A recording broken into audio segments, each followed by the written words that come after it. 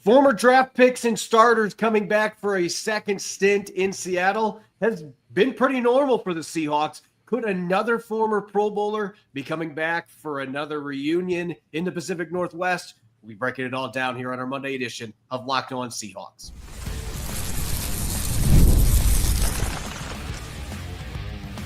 You are Locked On Seahawks, your daily Seattle Seahawks podcast, part of the Locked On Podcast Network, your team every day. Greetings, 12. This is Corbin Smith, host of the Locked On Seahawks podcast, your daily Seahawks podcast, part of the Locked On Podcast Network, your team every day. Glad to be joined here on our Monday episode by my co-host in crime, Rob Rang. And a special thanks to each and every one of the 12s tuning in. Thank you, as always, for making Locked On Seahawks your first listen 5 days a week. Whether you're listening in from Easton, Washington, or across the country in Boston, Massachusetts, we appreciate each and every one of you. We are getting closer and closer to the NFL draft, closing in on 2 weeks away from the festivities in Green Bay. And I have now gone into Weather Channel watching just to see what things are going to look like in Green Bay for the draft. Look, it's April. You could still get snow in Green Bay this time of year. I'm very curious to see how things play out. Nonetheless, we're going to be taking a deep dive into this year's loaded edge class, first rounders, day 2 possibilities, and of course, day 3 sleepers. Brought your way courtesy of our friends at Monarch Money. Take control of your finances with Monarch Money. Use the code LOCKEDONNFL at monarchmoney.com for 50% off your first year. Now for your lead story here on our Monday edition of Locked On Seahawks. Since John Schneider took the reins as general manager in 2010, it has not been uncommon for veteran players to come back to Seattle after spending time elsewhere. We've seen it recently with Jarran Reed, Bobby Wagner, Bruce Irvin. At one point, there were players like Brandon Browner that came back briefly before being let go. It has been a common theme that players come back to Seattle after spending time elsewhere. That may be happening again with reports surfacing today, and I've confirmed this from a team source, Shaquill Griffin in Seattle at the VMAC, visiting with the Seahawks, the veteran corner who, believe it or not, is still only 29 years old. He's got 8 seasons under his belt, and I'll admit, a couple years ago, Rob, I was wondering if Shaquill Griffin was on the verge of being out of the league because he bounced around with 3 different teams. Jacksonville cut him. He didn't get through his 3-year contract they signed him to in free agency. He was with the Panthers and Texans in 2023. Didn't necessarily play well for either one of those teams. But last year was really a rebirth for him in Minnesota. He did give up a couple touchdowns in coverage. One of them was actually A.J. Barner in the game against Seattle, but he had 2 interceptions. He gave up a career-low 54% completion rate in coverage, and he also had the second-best passer rating against him in coverage as well. He only started 3 games, but he played a lot of snaps for Minnesota as a boundary corner. He can still fly. You can still see the elite speed on film. And Seattle lost Trey Brown and Artie Burns this offseason, so Mike McDonald's made it clear at league meetings, Josh Jobe is not going to just be given that starting job that he had the last 10 weeks. And this type of a move would suggest that they are trying to ramp up the competition to ensure that if Jobe does get the starting job, it's because he earned it.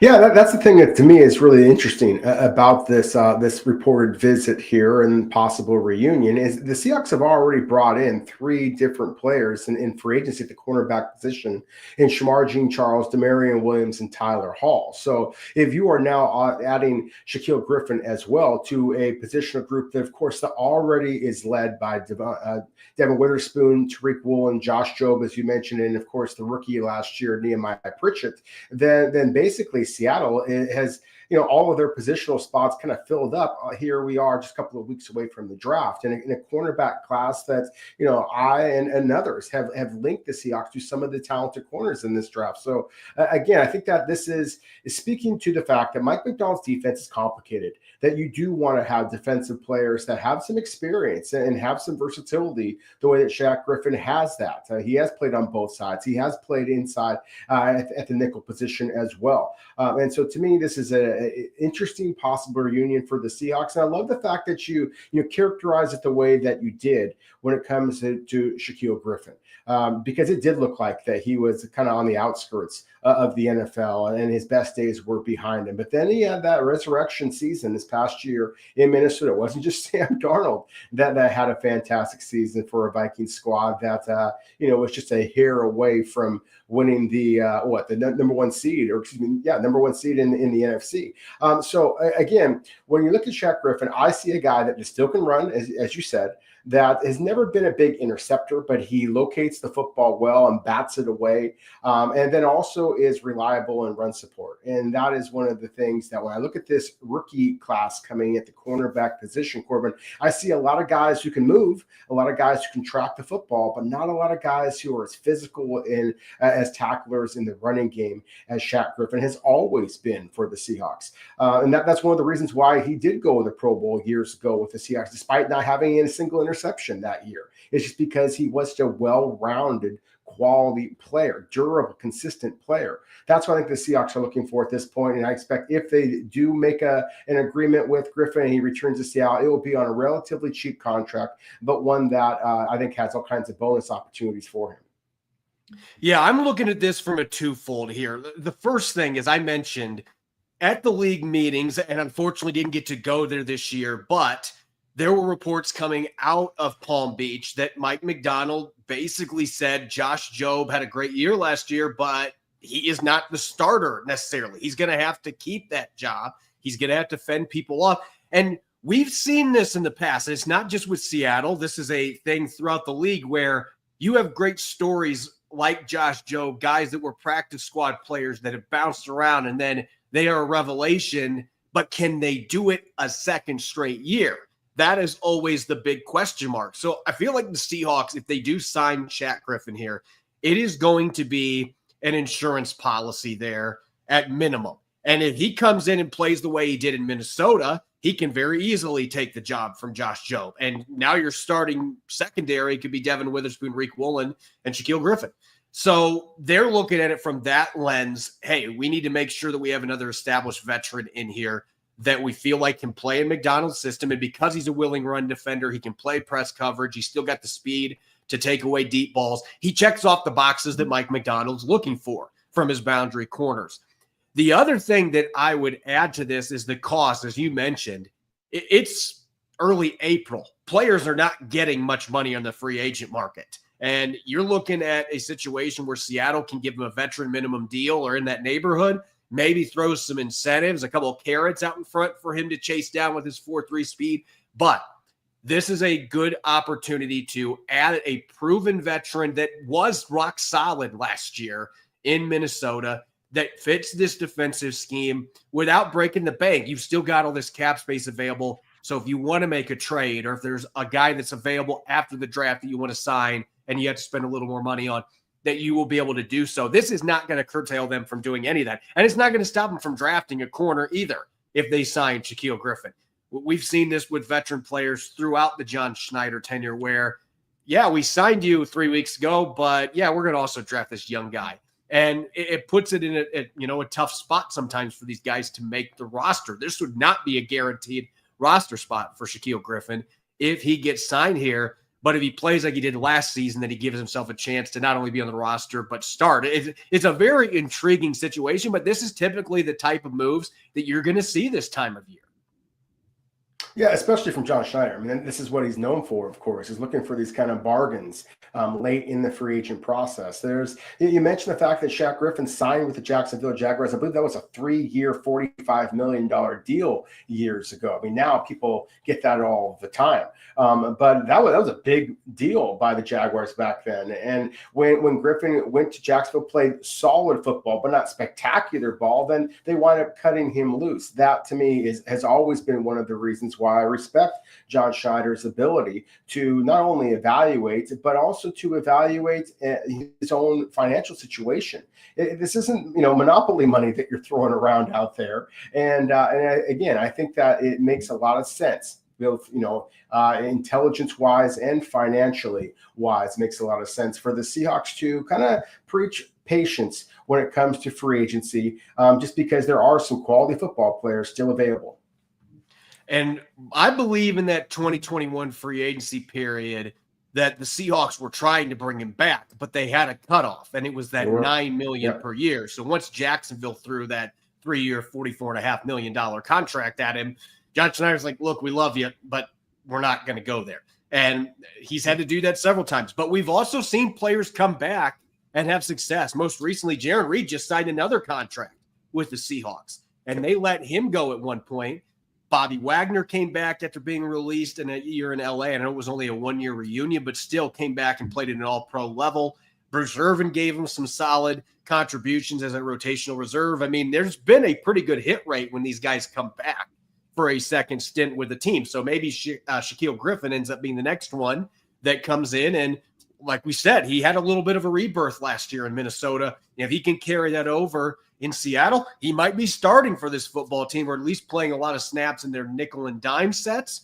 If he doesn't win the job and Josh Jobs ends up keeping it, that's a win for the Seahawks, because that means the kid is ready to build off what he did last season. So to me, this is a no-risk type signing if they end up making it work, that could end up working out favorably for you on the field at an affordable price. We'll see what happens, but he is in town today meeting with the Seahawks for a potential reunion. When we come back, let's shift back to the NFL draft talk and the edge rushing class. Maybe not quite as deep as the defensive tackles, but it's not far behind a really good group that's top heavy and also has good depth. We will be talking about the first rounders and day 2 prospects that stand out as potential targets for the Seahawks coming up next here on our Monday edition of Locked On Seahawks.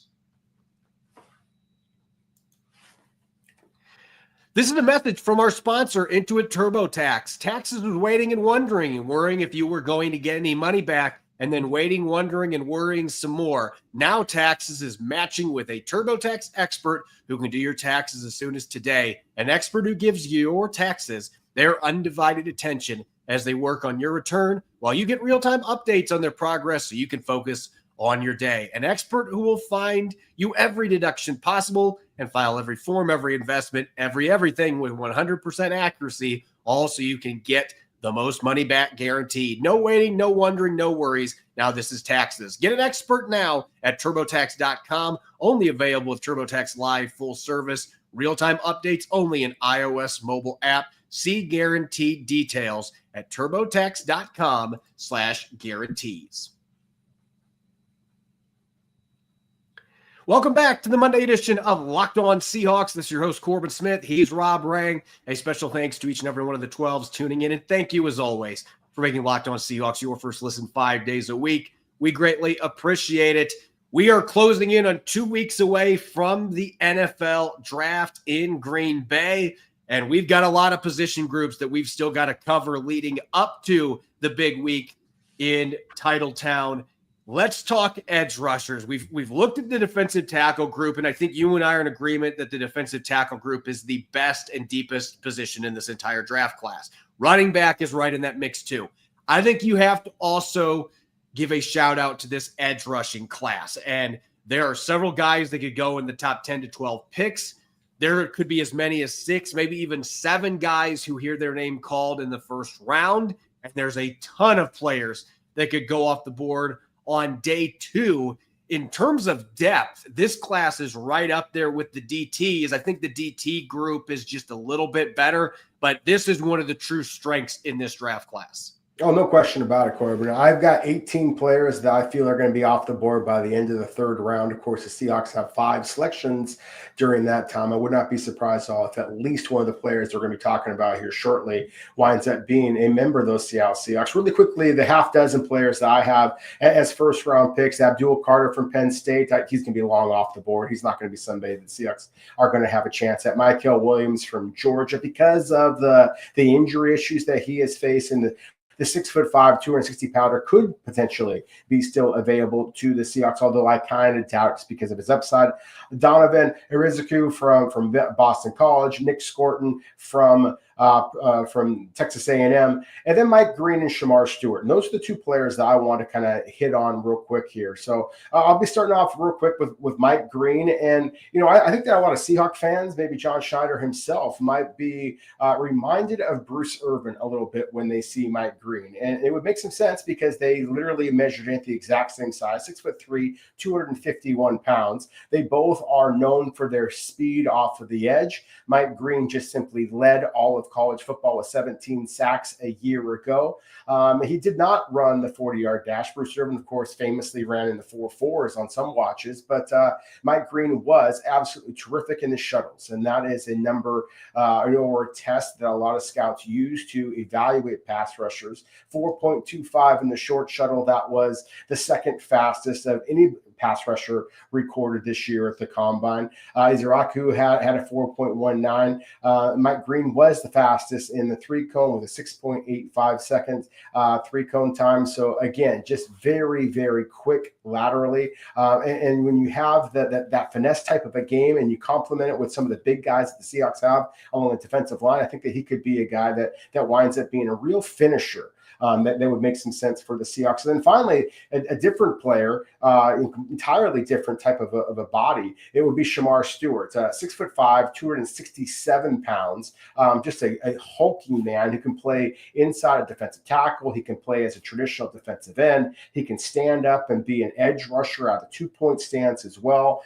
And if you're talking about guys who wowed the combine, Shamar Stewart might have been the biggest winner there. I mean, a 40-inch vertical, 4.59 second 40-yard dash. Corbin, his 10-yard split at 1.58 seconds. That's faster than either of Seattle's presumed starting wide receivers, Jackson Smith and Jigba or Cooper Kupp. So again, we're talking about a guy who's almost 270 pounds. That's faster in the first 10 yards than your two starting wide receivers. Again, that is the type of physical talent that he possesses. And you know that Michael McDonald, Adam Durde, they've got to just be frothing at the mouth with a talent like Shamar Stewart. So if either of those two players, Green or Stewart, are available to the Seahawks, then while there's a lot of people out there who want the Seahawks to take an offensive lineman, it would make an awful lot of sense for them to take the best player available, and that might be one of these edge rushers. If you're looking at pure football talent, I could make an argument Mike Green is the second best edge guy in this class behind Abdul Carter. I mean, he led the country in sacks last year. You turn on the tape, I know he's undersized, but he's physical. The dude was a monster against the run, and Pro Football Focus had him graded as the top run defending edge in the entire nation. You turn on the tape and it matches. I mean, he is a fierce edge center. He plays with physicality. He plays with tenacity. He doesn't miss a lot of tackles. He gets into the backfield a lot. So he isn't just a sack maestro. The problem is there are a lot of character red flags with Mike Green. And that's part of the reason he wasn't at Virginia after his first season. It ended up at Marshall because there were off-field issues. Now, if the Seahawks look into that and they feel like we think this guy is a much higher character player now at this point off the field, maybe they'll have interest in him, but there's a lot of teams he might not be on the board anymore. In Seattle recently, those kind of players have been off their board completely. So I would not be shocked if Mike Green isn't even in consideration for Seattle, even though I think he'd be an excellent fit. He's a fantastic player. And then you have Shamar Stewart, who had no more than 1.5 sacks in any of his 3 seasons at Texas A&M. You have the questions, can he actually produce? Now, his film is better than the stats show, but you're drafting somebody as a projection here that you can put him in a scheme where he's going to have more opportunities to get after the quarterback. He's got the physical tools. So you got two guys that have some question marks there, but certainly have the athletic ability and enough intrigue to be worth first rounders. For me, as far as first round guys, I got to talk Donovan Ezeraku here. And our diehard listeners, you know that I call him Gumby, the cartoon character, because his bend is off the charts. His ankle flexion is insane. In fact, I would say in the last 10 years, you can argue that he has the best bend of any edge rusher that has come out in the draft. I mean, he is just elastic, man, out there. He's not going to win a ton with power rushes, though he can turn speed to power and he can catch guys off guard. He's not a guy that's going to win with power consistently, but he's got an elite first step. You mentioned the 4.19 short shuttle. He is incredibly quick. So you can stun him inside. You can do all kinds of stuff with games. And he is a finisher. When he gets to the quarterback, it's game over. He has the ability to punch the ball out. To me, Donovan Ezeraku, I don't even want to call him a wild card at this point. He is my Devin Witherspoon for the Seahawks of this class. And what I mean by that is he's a guy that few people have been talking about at 18. I think there's a very good chance the Seattle Seahawks pick him at 18, because I'll give you one other reason why I think Mike McDonald and John Schneider will love this kid. Bill O'Brien, former NFL head coach, Super Bowl winner. This guy is in love with Donovan Ezeraku as a leader. He has just raved about his leadership skills and the way that the team responds to him. Mike McDonald wants guys like that on this roster, and he's incredibly productive, second in the nation sacks. So Ezeraku, to me, he is one of my absolute favorites in this class. I just think he's a great fit for that stand-up outside backer position in Seattle's defense.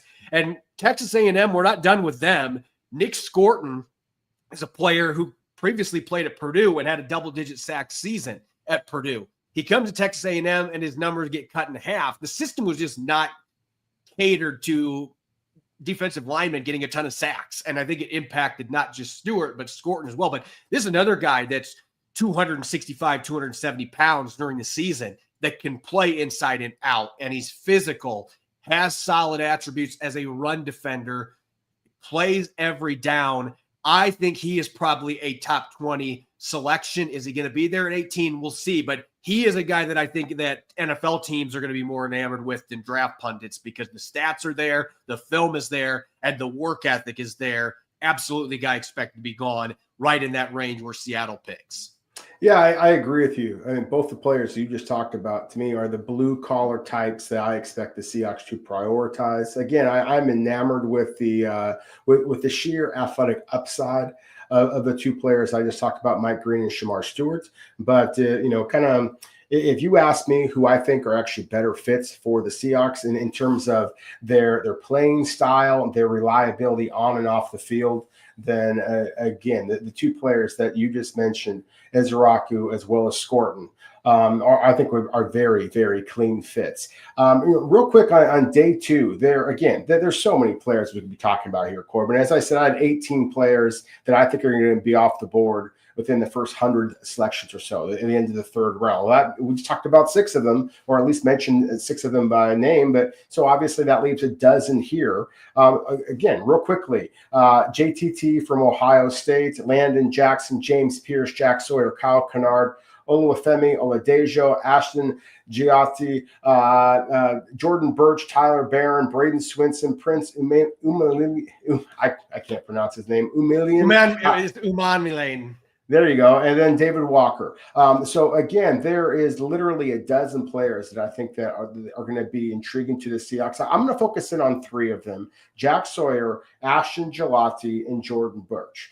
Jack Sawyer is a 6'4", 260-pounder from Ohio State. People are going to possibly remember, his big performance against Texas in, I believe it was the Cotton Bowl, that basically sealed the deal for the Ohio State Buckeyes, put them in the national championship, and of course they won it. The problem with him is he's got these stubby arms. I mean, for a 6'4", 260-pounder, he's got 31 3/4-inch arms, and you see the limitations on tape. But as you mentioned before with Ezeraku and the Gumby reference, that's one of the things about Jack Sawyer is that for a guy that doesn't have necessarily elite athletic traits, he's a hell of a football player.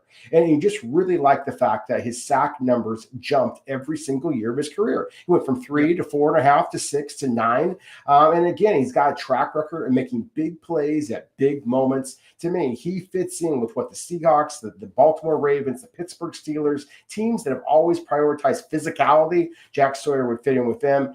With Giatti, he's actually kind of the opposite. He is a guy that struggled this past season. I mean, he went from 11 sacks a couple of years ago with 3 forced fumbles to just 4 sacks and 0 forced fumbles this past year. 6'3", 264 pounds. He's a little bit squattier build, but he's a pretty dynamic athlete and a guy that I think that you might be able to get him for a bargain basement price because he's coming off of a poor senior campaign. And finally, Jordan Birch. He was originally in South Carolina, transfers to Oregon. Corbin, I was lucky enough to go to the Oregon Pro Day, and there are certain guys that just, oh my goodness, look the part of an absolute NFL superstar. And this guy absolutely has that type of chiseled frame, 6'4", 270 pounds, and finally had the breakout season that we've been expecting ever since he signed with South Carolina as a really highly regarded prospect. 8.5 sacks this past year for Oregon. He is somebody that I could see the Seahawks and other teams that maybe have some depth on the outside thinking, let's draft this player and develop him, really expecting him to pop in year 2 or 3, because again, the Seahawks have the depth they have outside. Jordan Burch might be the perfect type of player for them. I've got 2 totally different style players for my 2 day 2 candidates for the Seahawks. Pick 50 and pick 52. Either one of these guys would make a ton of sense for different reasons. Let's start with Landon Jackson from Arkansas. I don't know if he gets to pick 50 because of what he did at the combine. And this guy's been very productive at Arkansas in SEC competition. So it's not like this guy was a combine warrior. But 6'7", 260 plus pounds, really long arms, 41.5-inch vertical at that size is just ridiculous. And when you turn on the tape, this is not a guy that's going to win as an upfield rusher, and he's not going to have the bend of an Ezraku. That's not his game. But he can bully you into the backfield, and he's got counter moves to work off it. Also, I think this is a player that you could add a little bit more weight to his frame. He can easily be 280 and doesn't really lose a step, and then you can slide him in at 3-tech and then play him as a base end. He can play as a stand-up 2-point. I mean, he is very position flexible, which we know Mike McDonald values that as much as anything for his defensive lineman. He's had sack production. He's had tackles for loss production. And by all accounts, another guy that is an outstanding person off the field, a leader. This is another player that would make a lot of sense if you're looking for more of that 5-tech that you can move around, that can win with power and can defend the run. Now, Princely Umanmielen from Ole Miss is a little different style player. This is a 255, 260-pounder that's game is more predicated on speed and elite burst off the edge and has some bend, has the ability to rip and dip and get around the corner. He can turn speed to power. He's improved that since he was at Florida before eventually transferring to South Carolina. But run defense has been hit and miss for him at times, and he is truly a outside edge player. You're not going to be moving him around the line at the next level. He is, maybe you could move him in standing up as an A-gap guy and have him blitz from there and do some stuff in sub packages, but he's not going to be playing 3-tech. He's not going to be, maybe 5-tech with a hand in the dirt in passing situations, but he is a pure edge guy that I think has a lot of pass rushing upside. The run defense could be the question mark, and that's why I think 50 and 52, I expect that he's probably going to be available at that point, in part because of the depth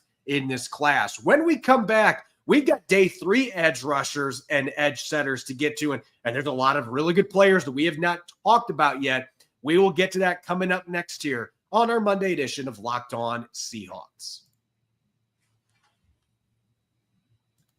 Ever check your bank account and wonder, where did all my money go? Between dining out, online shopping, and entertainment, it's easy to lose track. That's where Monarch Money comes in, your personal CFO, giving you full visibility and control over your finances. Monarch Money isn't just a budgeting app, it's a complete financial command center. You can track all your accounts, investments, and spending in one place, so you stop just managing your money and start building wealth. When I started using Monarch, I realized just how much I was spending on fast food delivery. Now I budget smarter and save more. Instead of juggling multiple apps, you can use Monarch to check your finances, track spending, and even plan long-term goals. Managing money with your partner is smoother than ever. You can track shared and personal accounts, set goals, and stay on the same page without the stress. Take control of your finances with Monarch Money. Use the code LOCKEDONNFL at monarchmoney.com for 50% off your first year. That's monarchmoney.com, code LOCKEDONNFL for half off your first year.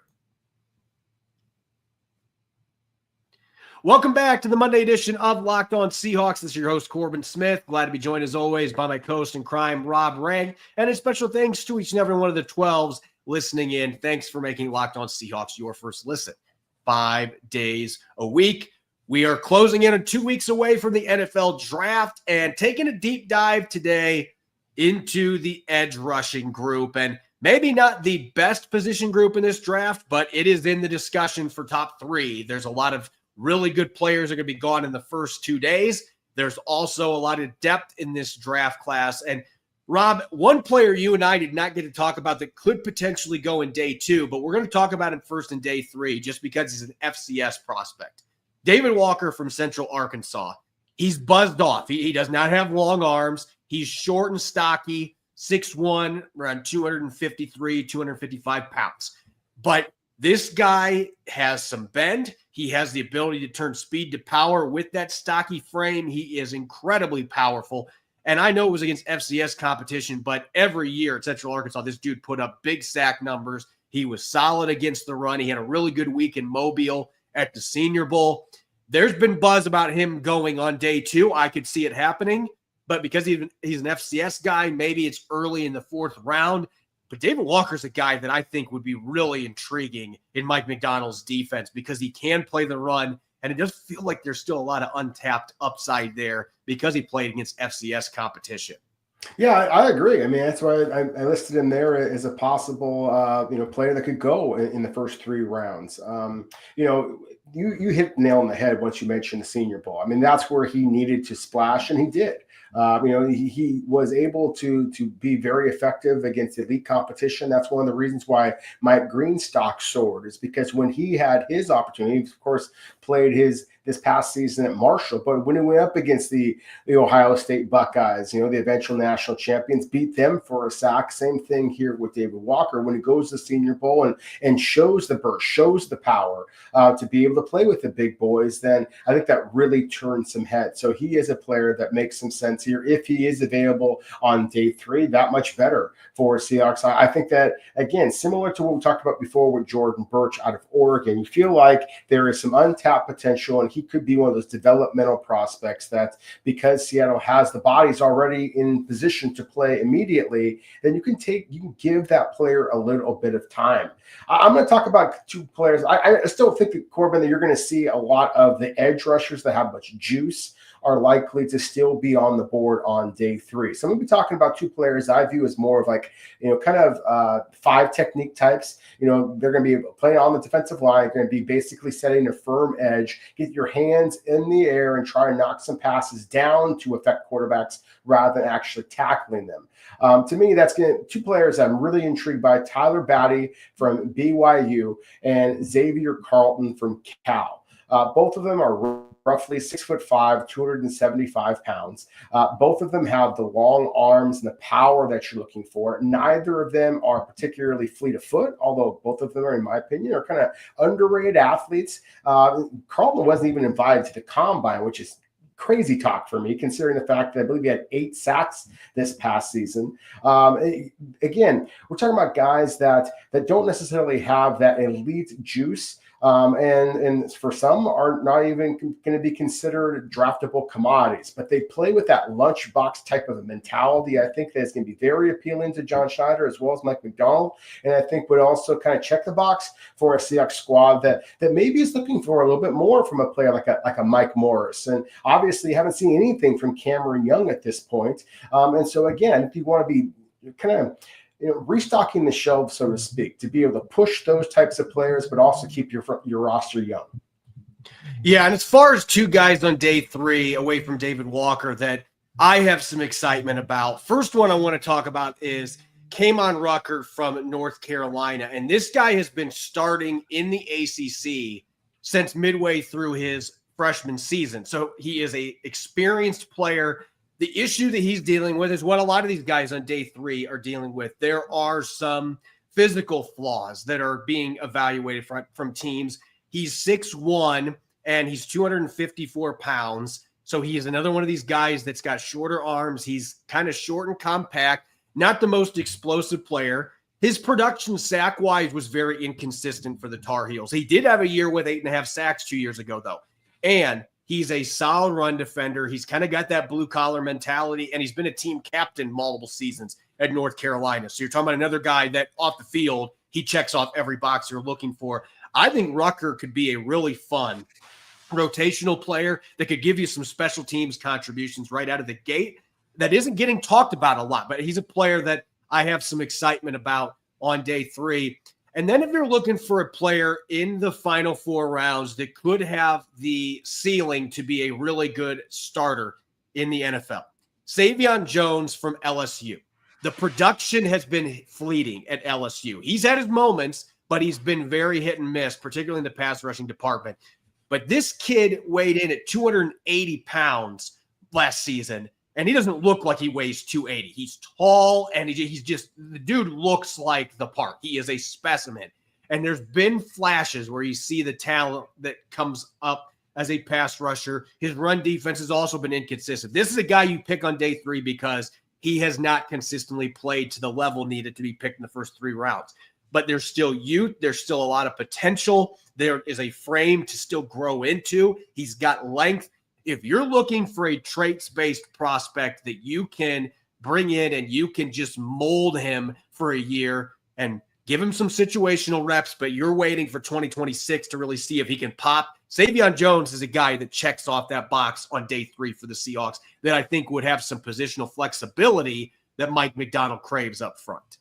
No question about it. And again, he also has the, experience playing against big time competition. I mean, that's the thing is that, for a player like Savion, I mean, you're talking about a guy that, was highly inconsistent, but think about some of the other edge rushers that LSU has had over the last couple of years. It's hard to get that playing time, but when you are practicing against future, in the case of the left tackle, future first round selection, and the right tackle is an NFL draft pick as well, then basically every single practice is, an opportunity to compete against elite competition. And so, again, that's one of the reasons why I think that John Schneider and a lot of scouts out there have always prioritized taking players from these big time programs as opposed to, say, these sleepers from FCS programs that have to basically put everything into a week of practice. Let's say the Senior Bowl, as opposed to, again, these players that are day in and day out playing against NFL caliber competition. As always, you can follow me on X at Corbin Smith NFL. Make sure to follow Rob at Rob Rang. You can subscribe to Locked On Seahawks on YouTube and wherever you get your podcast to make sure you don't miss a single episode.